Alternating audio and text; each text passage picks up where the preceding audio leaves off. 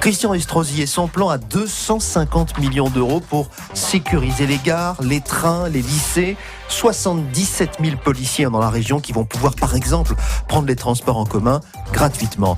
Olivier Audibert-Troin, vous êtes donc député du Var et avec nous ce matin sur France Bleu Provence. Le plan de Christian Estrosi, ça va dans le bon sens? C'est bien ça. Le plan de Christian Estrosi, la sécurité est l'affaire de tout le monde. On devrait peut-être rappeler tout d'abord que c'est une compétence pleine et entière de l'État. Aujourd'hui, face aux insuffisances de moyens, disons-le clairement, c'est vraiment l'affaire de tout le monde. Les collectivités locales déjà, sur leur propre budget. Concernant les polices municipales, on fait beaucoup.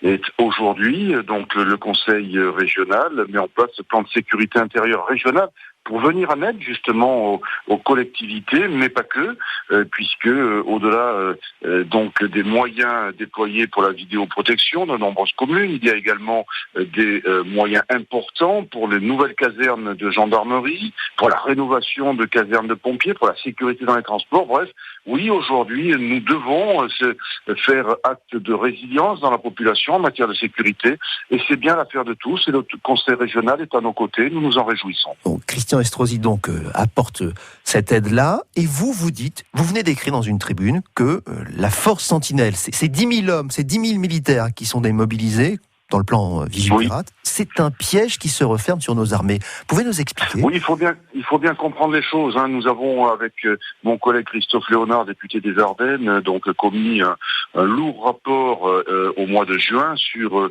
l'usage et l'emploi des forces armées sur le territoire national. Et nous pointions déjà que arriverait un moment où nous serions au bout du bout.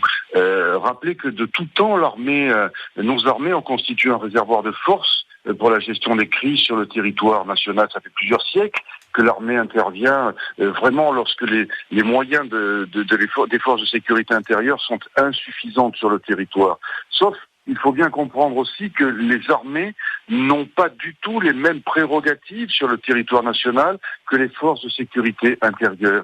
Nos forces armées ne peuvent pas intervenir pour des actes de police judiciaire. Nos forces armées ne peuvent pas intervenir pour les palpations de sécurité, pour les contrôles d'identité, pour les fouilles de bagages, etc. Et bien évidemment, la population a du mal à comprendre. Donc c'est pas le rôle des militaires de faire ça. C'est pas le rôle des militaires. Et vous dites qu'il faudrait créer des postes de policiers, des postes de gendarmes, c'est ça?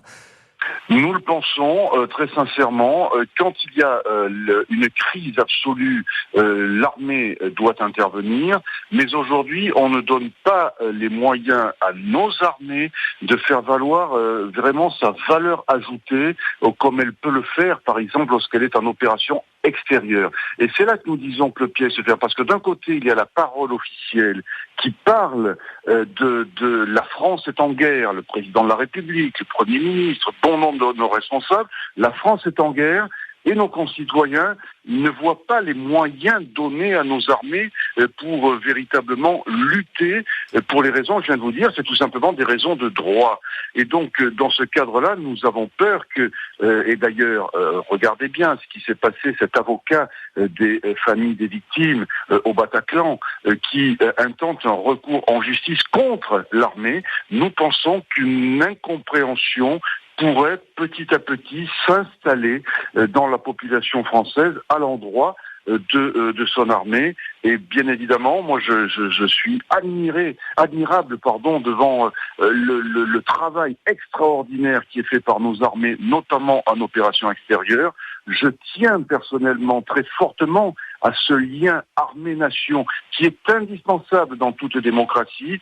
Quand on commence à porter plainte contre son armée, il est absolument nécessaire de se poser aujourd'hui les bonnes questions. Les bonnes questions, c'est réarmer notre pays.